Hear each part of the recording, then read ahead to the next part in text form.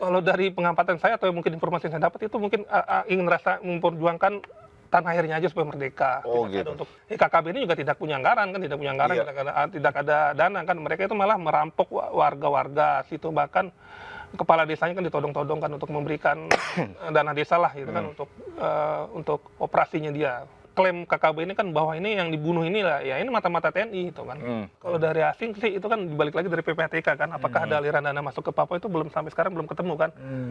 Ya kalau saya sih berkeyakinan atau dugaan saya sih adalah dari dana dari simpatisan mata-matanya warganya yang memberikan iuran atau apalah, karena kan mereka kejam nih, mereka kan juga memaksa kan. Peluang nggak sih Bang Fahmi nih dari pemerintah lah paling nggak untuk melakukan dialog non militer lah paling nggak seperti yang dilakukan di GAM waktu itu kan? Itu kan seperti Dengerin JK ya. Atau ada rundingan-rundingan apa gitu. atau mungkin ada figur lain di tokoh nasional yang bisa melakukan dialog. Saat itu kan Pak JK memang JK, posisi betul. sebagai wakil presiden. Ya. Atau mungkin nanti bisa pejabat Indonesia yang lain untuk melakukan dialog untuk menyelesaikan masalah ini. Sebenarnya peluang ini terbuka nggak sih Bang Fahmi? Peluang terbuka Mas Bur, karena kan beberapa termasuk yang kita lihat penyanderaan Kapten Philip waktu itu kan, Kapten Philip yang Pilar Susier yang ditawan oleh kelompoknya Kogoya, Kogoya kan. Nah, yang melakukan mediasi itu waktu itu kan bupatinya kan, Bupati Nduga kan, yang bertemu dengan Egyanus Kogoya gimana kan. Ya itu akhirnya tercapai kesepakatan kan, akhirnya dibebaskan. Nah sebenarnya peluang terbuka, tapi kan kita belum tahu nih apakah ada figur-figur di Papua ini yang bisa menonjol seperti JK kan belum sampai saat ini belum ketahuan. Oke. Nah, Sebenarnya kalau peluang ada besar peluang. betul. Nah, ini juga kita sambil baca komen dari Okezons yang udah agak rame nih. Ini ada dari Gurotonamen katanya. Sebetulnya ada yang latih nggak sih pentolannya KKB? Kayaknya itu kayaknya bener kan? Kayaknya terlatih gitu. Mereka menguasai medan, terus mereka bisa megang senjata. Itu tuh ada yang latih atau memang mereka tuh benar-benar gerilya sendiri aja gitu? Kalau berdasarkan informasi yang saya dapat ya, mereka tuh bergerilya. Tapi ada juga kan nggak memungkinkan kan beberapa anggota TNI dan Polri yang disersi waktu itu kan. Desersi, ya. Itu yang bisa kemungkinan jadi pelatihnya mereka ini, yang termasuk menggunakan senjata api kan. Sudah ada beberapa dari TNI dan polisi kan yang disersi kan, gabung ke KKB kan. Nah, ngomongin desersi ini menarik nih. Nah, yang desersi ini tuh sebetulnya sudah terlacak sama TNI Polri atau enggak? Karena kan tidak menutup kemungkinan juga perwira yang desersi ini memberi informasi juga, memberi pasokan senjata juga.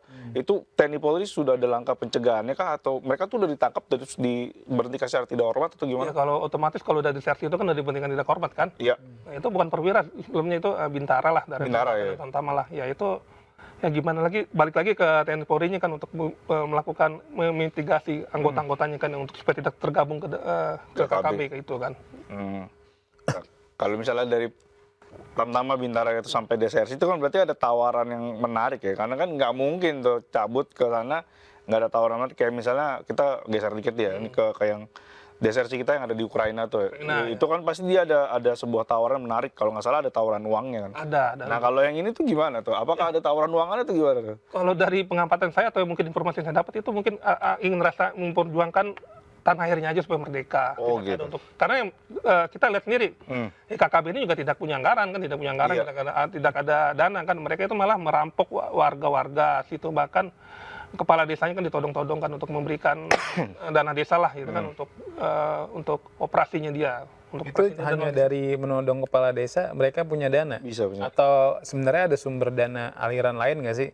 Nah, itu waktu itu pernah diselidikin kan, ada beberapa Ya, itu. karena kan untuk beli senjata pasti atau ngerakit Mahal, nggak murah kan. Iya. Terus juga buat biaya hidup mereka mungkin yang jumlahnya ratusan itu mungkin nggak itu dapat dana aliran kalau dari asing gitu atau gimana? ya dari asing ya dari mana? Dari mana aja lah. Kalau dari asing sih itu kan dibalik lagi dari PPATK kan, apakah ada aliran dana masuk ke Papua itu belum sampai sekarang belum ketemu kan.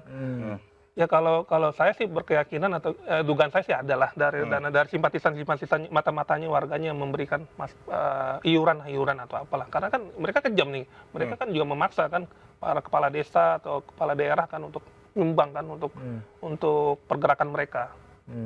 Gitu. Nah kan kalau misalnya ini kalau kita nonton film ya, kalau nonton film kan biasanya ada musuh dan ada misalnya TNI nih. TNI itu kan taruhlah kita ngomong TNI ya. Ini infiltrasi ke musuh, jadi intel lah, jadi kayak cepunya di dalam lah.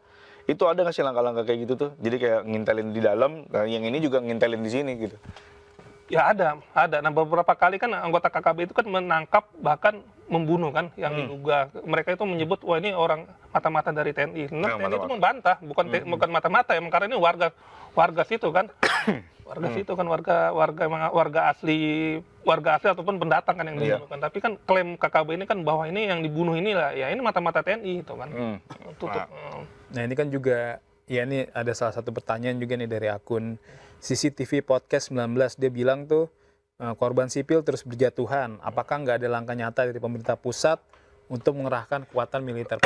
Terus juga nih nyambung pertanyaan juga nih dari akun Groton Amin kan, ya sebenarnya TNI juga punya pasukan elit ya. Ada Kopassus, ada Kostrad. Nah tapi ya kenapa sih nggak diturunin aja udah?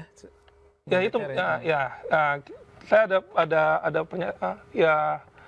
TNI Polri itu udah telah sering melakukan penjagaan dengan mengirim satgas namanya Kartes maupun Kopobima ini kan, tapi kita lihat sendiri.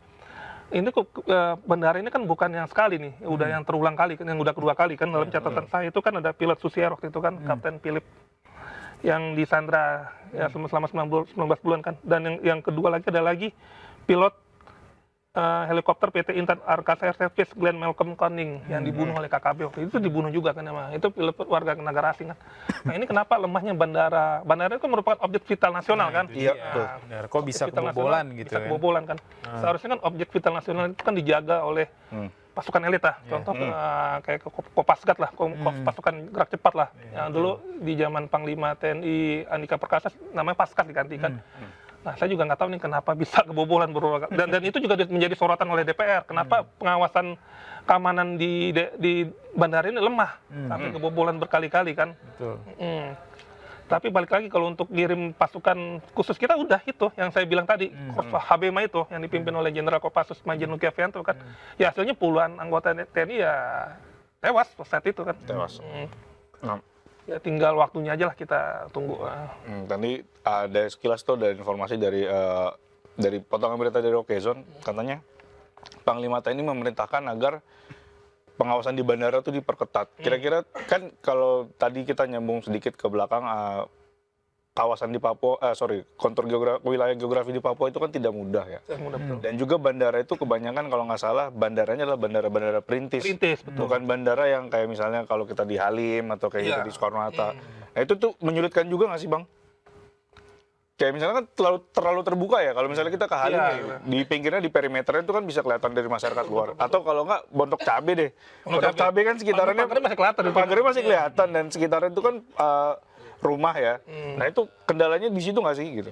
Ya bisa jadi infrastruktur pembangunan bandara ini juga belum maksimal kan. Ya, karena gimana bisa anggota KKB itu melakukan penyergapan kan di bandara kan, bahkan pesawatnya turun langsung tembakin.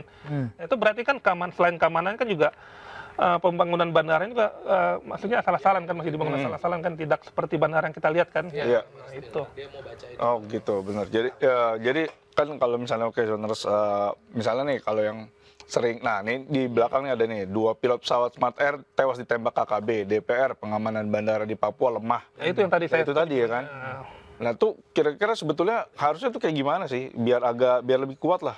Ya seharusnya suatu bandara itu kan objek vital nasional kan. Nah ini pengamanan itu diperketat, berapa jumlah personelnya, bahkan infrastrukturnya itu dicegah lah supaya dibuat semaksimal mungkin supaya tidak ada orang yang bisa masuk dalam situ kan, yang bisa nerobos atau apa kan. Walaupun itu bandara perintis ya, itu kan juga tetap juga kan merupakan objek vital nasional kan. Di situ kendala. Apakah saya juga tidak tahu apakah Kementerian Perhubungan tidak memberikan anggaran yang untuk bandara kan, bandara-bandara perintis di Papua kan. Nah itu sorry nih kalau misalnya ada yang nggak ngikutin, itu tuh peristiwa penembakannya itu ketika pesawatnya di landasan pacu atau baru mau mendarat? Lagi mendarat disergap, langsung Sergap ya, berarti ya memang berarti ada penyusup ke bandara gitu kan? Ya itu juga dikonfirmasi oleh TNI ya, bahwa itu KKB pimpinan Elkius Kobak ya, kelompok itu juga kelompok ini juga dikenal dengan sebutan Batalion Kanibal dan Batalion Semut Merah. Ya, pimpinan Elkius Kobak.